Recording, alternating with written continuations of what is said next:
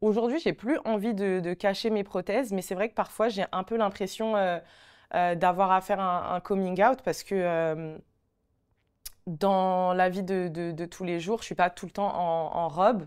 Et c'est vrai que pour beaucoup de personnes qui me rencontrent pour la première fois, ils vont pas forcément savoir que j'ai pas de prothèse. Et ben, le moment de le dire, c'est toujours un petit peu délicat, le moment de savoir quand le dire, quand le dire. Donc c'est vrai qu'aujourd'hui, je pense que pour la plupart du temps, je montre mon Instagram.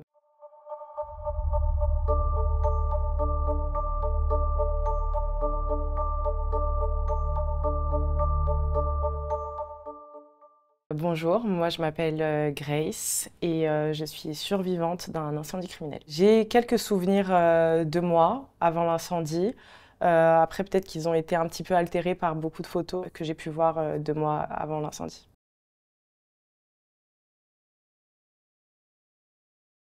Du coup, ce soir-là, je dormais avec ma mère et mon petit frère. Euh, Elle a commencé à sentir une odeur de fumée. Donc elle a vérifié un petit peu dans l'appartement pour voir si il n'y avait pas un fusible endommagé ou une fuite de gaz, quelque chose. Elle n'a rien trouvé. Elle a également demandé à notre voisine si elle sentait une odeur de fumée. Mais ensemble, elles n'ont rien trouvé. Ma mère et mon petit frère se sont rendormis, moi pas. Et quelques minutes après, les flammes sont rentrées dans l'appartement. Moi, j'ai pris peur et je suis allée me réfugier au fond de la pièce, assez loin de ma mère et de mon frère. Et quand les flammes sont arrivées à mon niveau, là, j'ai pris peur. Et du coup, pour aller voir ma mère, j'ai traversé ces flammes. J'ai essayé de les secouer pour les réveiller, mais ils ne se réveillaient pas. Peu de temps après, j'ai perdu connaissance et je me suis réveillée au moment où le pompier rentrait dans la pièce. Au moment où le pompier rentre dans la pièce, je me souviens avoir peur de lui, parce que c'était la première fois que je voyais un pompier équipé en tenue de feu, etc. Il m'a porté en dehors de l'immeuble, on m'a fait les premiers soins. Et ensuite, je me souviens juste de mon arrivée à l'hôpital et d'un personnel soignant qui me dit que ça allait aller. Au moment de l'incendie, j'avais 4 ans, j'allais bientôt avoir 5 ans. Et honnêtement, je ne me souviens pas du tout de savoir si j'ai crié ou quoi que ce soit. Moi, je me souviens juste de la peur que j'ai ressentie en voyant les flammes rentrer dans l'appartement et la détresse dans laquelle j'étais quand j'ai essayé de réveiller ma mère et mon petit frère et qui ne se réveillaient pas.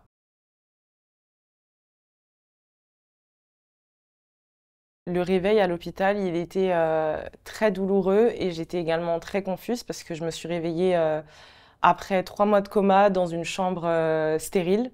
Mon père était à mon chevet habillé comme un chirurgien et j'avais très mal. J'avais très mal au niveau de mes jambes et au niveau cutané également. Au moment de mon réveil, j'étais déjà amputée des 2 jambes en dessous du genou, mais je ne l'ai pas su tout de suite. C'est en me plaignant de la douleur à mon père, j'arrêtais pas de lui dire j'ai mal au pied, j'ai mal au pied, qu'il a appelé une infirmière et que l'infirmière m'a expliqué gentiment que j'avais été amputée des 2 jambes en dessous le genou. Et quand elle a soulevé le drap, c'est là où j'ai vu que j'avais plus mes 2 jambes. Honnêtement, j'ai pas vraiment compris ce qui était en train de se passer parce que c'était beaucoup d'informations d'un coup pour une petite fille de 5 ans à prendre en compte. Moi, mon urgence, c'était vraiment de savoir où étaient ma mère et mon petit frère.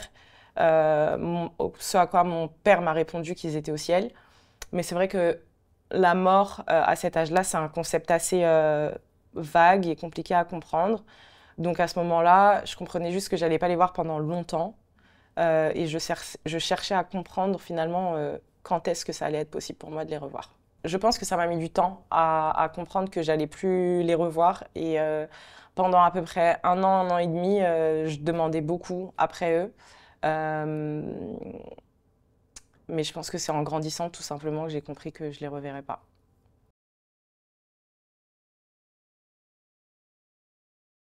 À ce moment-là, au moment où j'étais à l'hôpital, c'était que moi et mon père. parce que c'est vrai que j'étais dans un environnement stérile et j'étais très fragile sur beaucoup d'aspects, donc il n'y avait pas beaucoup de personnes qui pouvaient me rendre visite. Par contre, quand j'ai quitté l'hôpital et que j'ai été en centre de rééducation, là, j'ai reçu des visites de la part d'autres membres de ma famille. Les premiers mois après l'incendie, ils ont été très compliqués. Parce que j'avais beaucoup de pansements à effectuer. C'était des pansements qui étaient très douloureux pour moi, même s'il y avait beaucoup de précautions qui étaient mises en place afin que je souffre le moins possible. Mais encore une fois, je pense que c'est vraiment l'aspect mental qui était compliqué. Je suis devenue une petite fille qui parlait plus trop, mis à part à mon père. Euh, J'étais très renfermée sur moi-même, je comprenais pas spécialement ce qui me passait et émotionnellement, j'étais vraiment dans une détresse émotionnelle. Ouais. Être une grande brûlée à 5 ans, c'est plus traumatisant qu'on ne le pense. Et au début, en fait, j'étais bandée de la tête aux pieds, si je puis dire. Et donc, du coup, c'est vrai que mon premier reflet dans le miroir à cet âge-là, il est très surprenant parce que ma mère avait fait en sorte que je sois une petite fille coquette. Donc, j'avais toujours beaucoup de coiffure. Enfin, l'apparence, c'était quelque chose de déjà très important pour moi à ce moment-là. Et c'est vrai que bah, même là, mes cheveux, on me les avait rasés pour des greffes. Donc c'était assez choquant et je me demandais surtout ce à quoi j'allais ressembler une fois que les pansements ne seraient plus là. Les premières greffes, elles ont été faites pendant mon coma. Il me semble à peu près 7 jours après ma première hospitalisation.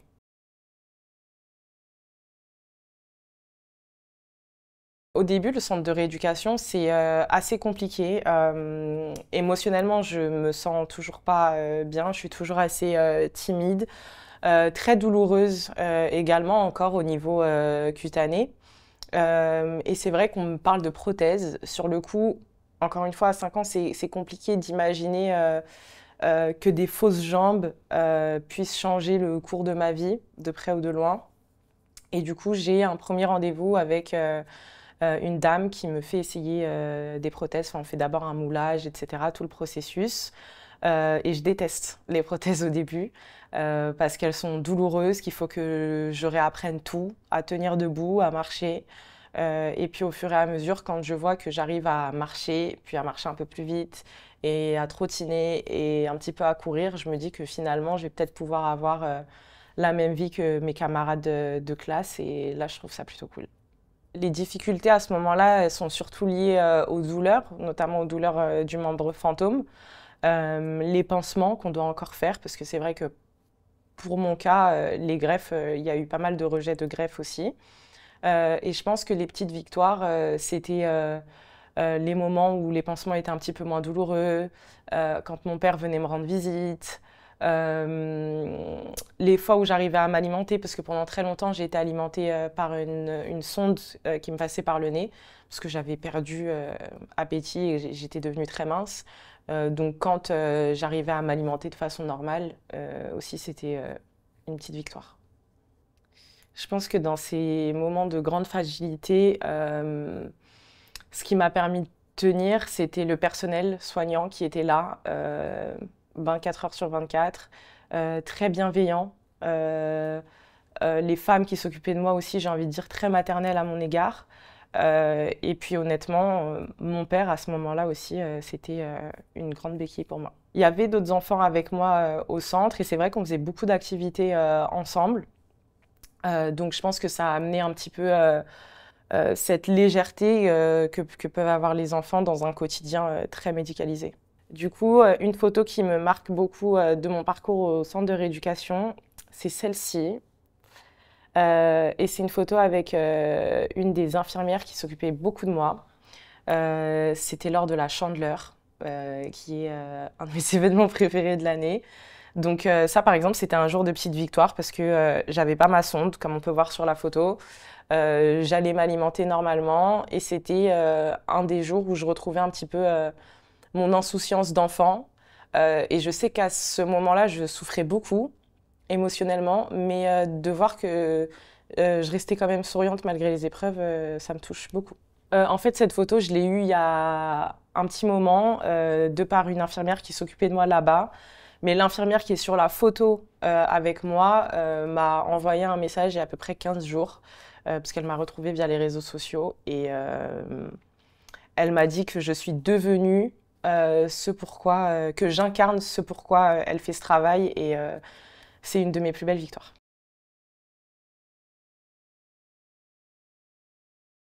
Le sport est entré dans ma vie par hasard. J'étais dans un lycée qui était adapté aux élèves en situation de handicap. Et du coup, le mercredi après-midi, on était obligé de faire une activité sportive. Moi, mes copines qui n'avaient pas de handicap, elles m'ont proposé qu'on essaye le basket fauteuil. Je connaissais pas du tout, mais c'est vrai que c'était une activité qu'on pouvait faire tout ensemble. Du coup, c'est comme ça que j'ai commencé et que j'ai découvert le basket fauteuil. Ce qui m'a plu dans le basket fauteuil, c'est le fait que la performance soit très similaire à la performance des basketteurs valides, c'est-à-dire que c'est la même taille de terrain, les paniers sont à la même hauteur, les règles sont les mêmes, sauf les règles qui diffèrent par rapport au fauteuil. Mais je trouvais qu'il y avait vraiment cet aspect valorisant de la performance où finalement le handicap était assez oublié. Je pense que le basket fauteuil m'a aidé dans l'image que j'avais de moi-même, mais elle a aussi aidé ma famille. Parce que je pense que jusqu'à présent, ma famille avait quand même ce regard sur moi de la petite miraculée.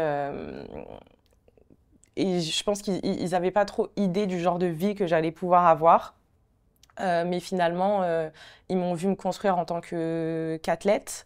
Et je pense que ni eux ni moi n'auraient pensé que c'était possible. Les rapports avec ma famille à ce moment-là, ils étaient un petit peu compliqués, assez conflictuels, je dirais même.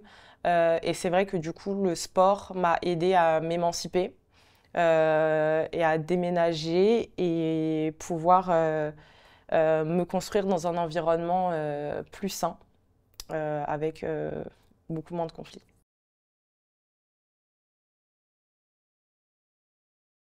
Du coup, en fait, j'ai fait une première compétition sportive pour dépanner mon lycée, une première compétition en basket fauteuil.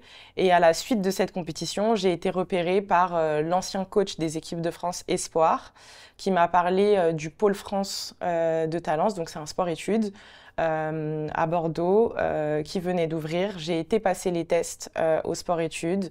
Les tests se sont avérés concluants et l'année d'après, donc en septembre 2012, je rejoignais le sport-études et je devenais sportive de haut niveau. Au sport-études, en fait, on était déjà inscrit dans le championnat. Donc on avait des matchs tous les week-ends, que ce soit à domicile ou à l'extérieur. Et pendant 4 ans, on s'entraînait tous les jours tout en suivant un cursus scolaire.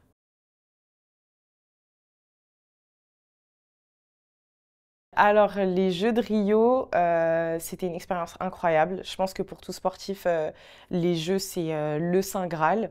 Et c'est marrant parce que même si je me suis entraînée très dur pendant 4 ans, euh, d'y être, enfin, j'y croyais pas vraiment que j'étais là-bas. Et c'est vrai qu'il y avait beaucoup de sportifs que j'admirais, que j'avais beaucoup étudiés.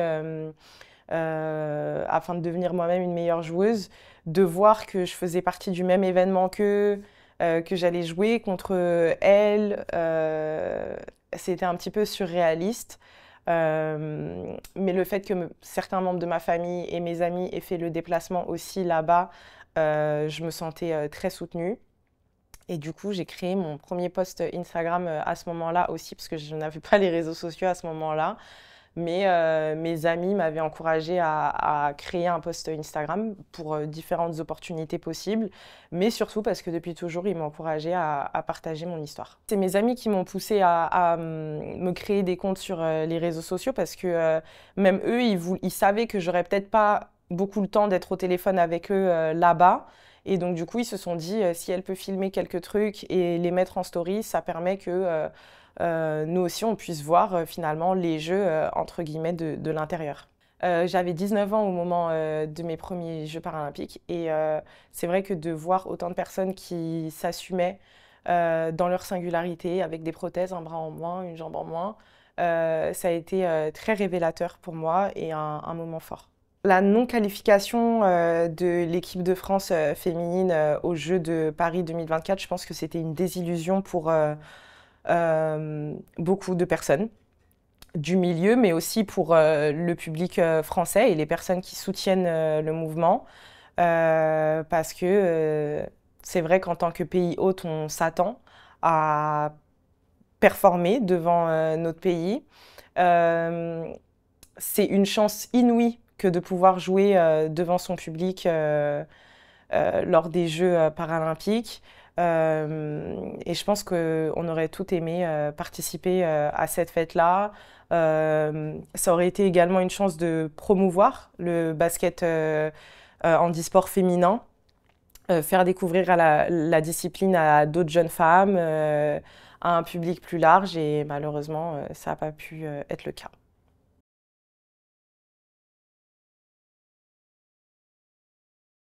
Je dirais que au jeu, oui, il y a eu beaucoup de rencontres. Je pourrais même pas en nommer une seule.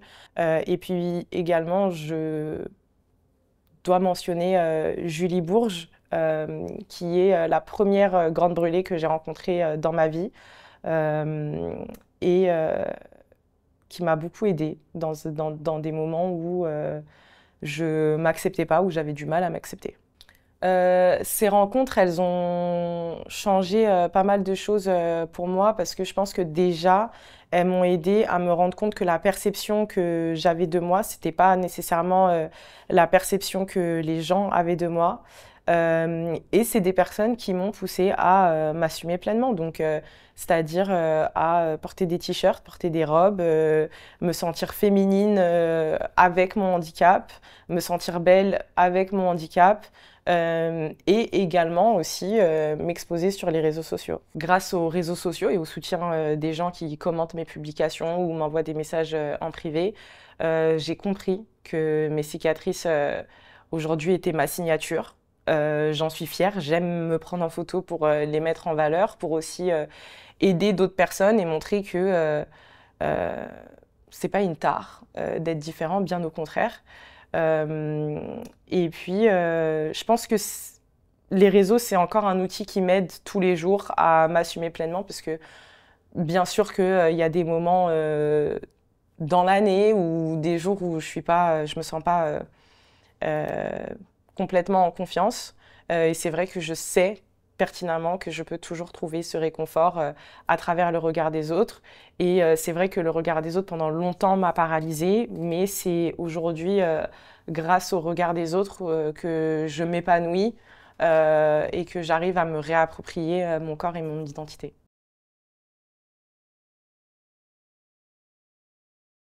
Alors déjà, c'est vrai que sur les réseaux sociaux, enfin grâce aux réseaux sociaux, j'ai commencé à customiser mes prothèses afin de les rendre originales. Et c'est vrai que les gens m'ont encouragée dans ce sens-là, m'ont fait comprendre que mes prothèses aussi aujourd'hui pouvaient être un accessoire de mode. Et c'est vrai qu'avant, moi, je le voyais pas du tout comme ça. Je le voyais que comme un outil médical. Et c'est vrai que les personnes qui me suivent m'ont énormément encouragée quant à mon apparence physique, notamment les cicatrices. Et c'est vrai qu'aujourd'hui, sur les réseaux, la plupart de mes photos, c'est des photos où on les voit.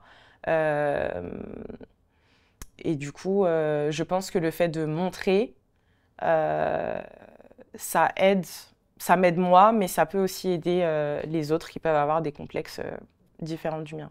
Aujourd'hui, j'ai plus envie de cacher mes prothèses, mais c'est vrai que parfois j'ai un peu l'impression d'avoir à faire un coming out parce que dans la vie de tous les jours, je suis pas tout le temps en robe. Et c'est vrai que pour beaucoup de personnes qui me rencontrent pour la première fois, ils vont pas forcément savoir que j'ai pas de prothèse. Et ben, le moment de le dire, c'est toujours un petit peu délicat. Le moment de savoir quand le dire, quand le dire. Donc c'est vrai qu'aujourd'hui, je pense que pour la plupart du temps, je montre mon Instagram. Enfin, je donne mon Instagram.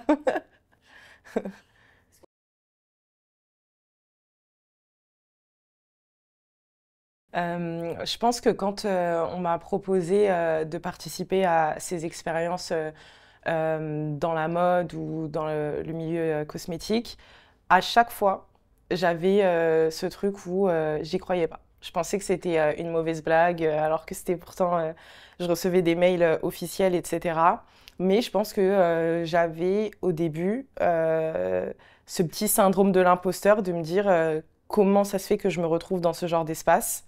Et pourtant, c'était incroyable parce que je réalisais les rêves de la petite Grace. Mais c'est vrai qu'il y a des années, j'aurais jamais pensé pouvoir faire partie de ces milieux-là, être ambassadrice, faire des campagnes, c'est complètement fou. C'est des milieux qui, il y a quelques années, étaient très fermés, mais qui aujourd'hui s'ouvrent de plus en plus. Et sur tous les plateaux sur lesquels j'ai pu être, on m'a fait me sentir à ma place. Et du coup, je me rends compte qu'aujourd'hui, la mode, c'est un milieu qui se démocratise dans le bon sens. Je dirais plus peut-être qu'il s'ouvre et qu'il y a de la place pour tout le monde et tous les types de profils.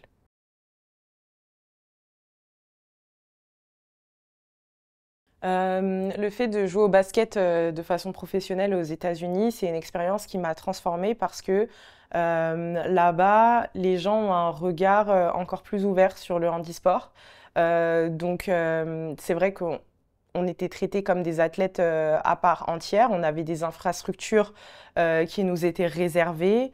Là-bas, j'ai également fait des études où mon emploi du temps était 100% aménagé afin que je puisse faire les deux au mieux. Donc, je pense que ça m'a encore plus ancré dans mon identité en tant qu'athlète paralympique. Et je pense que c'est aussi une expérience qui m'a transformée en tant que femme parce que je trouve que les États-Unis, à l'heure actuelle, sont un pays où la singularité est encouragée dès le plus jeune âge. Et du coup, je pense que beaucoup de mes complexes ont diminué lorsque j'ai vécu là-bas.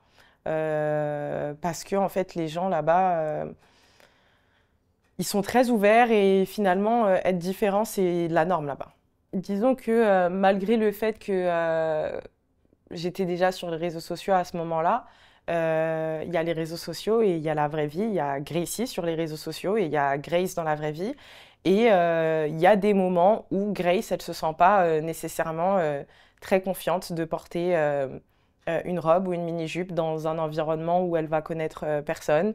Il y a des jours où Grace, peut-être, elle se réveille et elle aimerait bien ne pas avoir à se poser de questions sur sa tenue, sur ce que les gens vont penser de ses cicatrices, sur moi en général. Et finalement, là-bas, au fur et à mesure des années, et des jours même, euh, c'est des questionnements que je n'avais plus parce que je me suis très bien rendu compte que là-bas, finalement, je passais inaperçue auprès de tout le monde.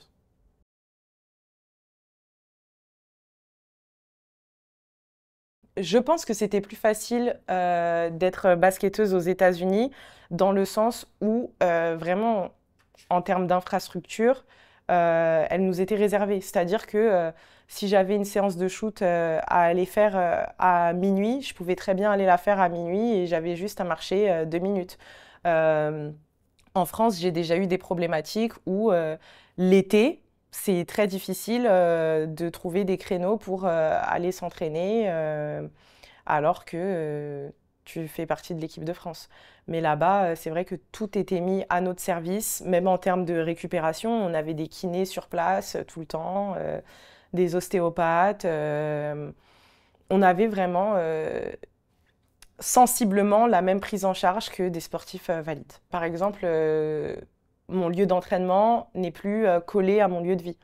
Donc, c'est-à-dire que pour me rendre sur un lieu d'entraînement, les jours où je me sens en forme, pas trop fatiguée, ou aussi parfois selon les horaires d'entraînement, je vais pouvoir m'y rendre en transport en commun.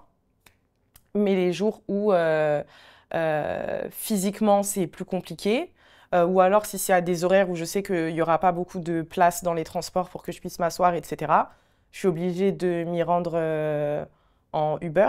Et c'est vrai que bah, je conduis pas en Uber, donc ça veut dire que c'est plus onéreux. Et les jours où je dois transporter le fauteuil, c'est encore plus onéreux parce qu'il y a encore beaucoup de chauffeurs qui refusent de transporter des fauteuils roulants dans leur voiture.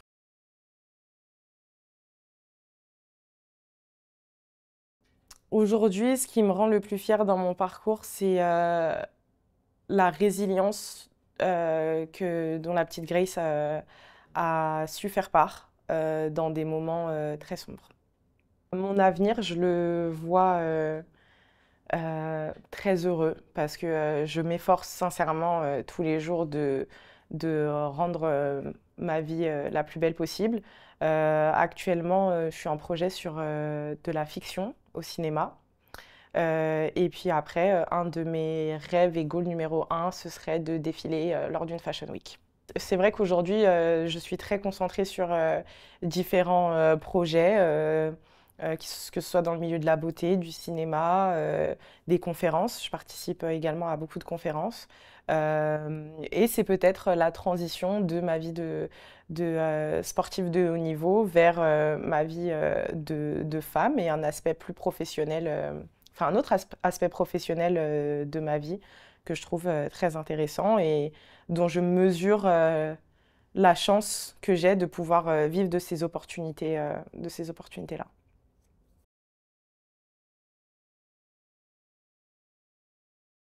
Le message que j'aimerais faire passer aux personnes qui traversent des moments compliqués, c'est tant qu'il y a de la vie, il y a de l'espoir. Je sais que ça peut paraître bateau, mais moi, c'est quelque chose qui m'a beaucoup aidée.